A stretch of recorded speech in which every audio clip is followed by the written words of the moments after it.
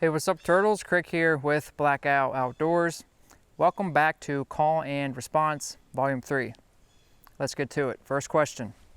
This is coming from Ben Marion asking, just wondering if you're going to be making any more hiking vids in the future. I enjoy seeing your area of wilderness.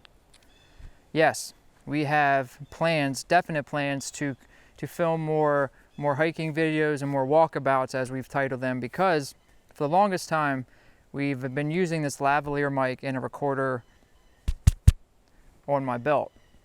With that being said, we have a new mic on the way. Hopefully by the time you're watching this video, it will have arrived and we'll be nerding out over the ability, we think, to film and have a little more creative leeway in our hiking videos with the microphone that will be attached to the camera and not solely picking up audio from me. So fall is coming. We have plans for fall foliage trips, hiking videos. Stay tuned for that. All right, next question is from Mike Shepherdson. I'm a hiker. My question to you is, what do you believe is the right type of knife to bring with you? I hike mainly in Michigan where wood on the ground is plenty. Just curious your thoughts. I've thought about this question a lot, and to make this short, I generally carry the knife I'm most comfortable with and that I have the most experience with. That's usually a bushcraft style knife, usually about a 4-inch blade, give or take, and usually a Scandi or a flat grind, because that's what I'm comfortable with, that's what I'm most skilled with, and that's what I use the most. So I know when we're hiking and backpacking, a lot of people are weight conscious and they're trying to cut weight everywhere they can.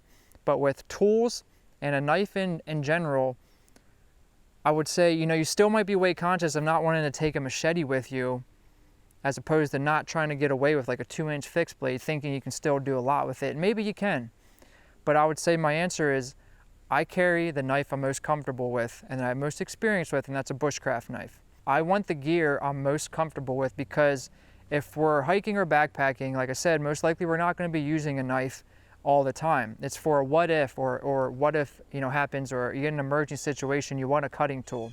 And there's going to be a lot of unknown variables in those emergency or what if scenarios, and you don't want your gear to compound those unknown variables by taking something with you you're not really familiar with.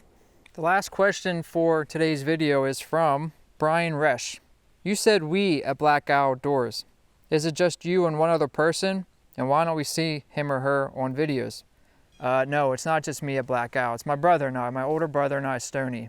And without him, there would be no Black Owl Outdoors. Honestly, you can say that. I'm just the face in front of the camera. He's the talent. But when we first started, we had the clear vision that he was going to be behind the camera, get all those skills, the production skills, the filming, the editing. He's going to do that completely 100% behind the camera to gain his increase his arsenal of all those skills, and I was going to be in the front working on mine. Guess you can't really tell though, right? I haven't really gotten any better. But all honesty, it's just my brother and I do everything, and you might see him soon. Maybe you already have. Just two brothers doing this right now, doing everything we can. So again, thanks for all the questions, and next week we'll be back for Volume 4. If you have any questions for us, either of us, leave them down in the comment section below. This is Krik signing out with Black Owl Outdoors. Later, turtles.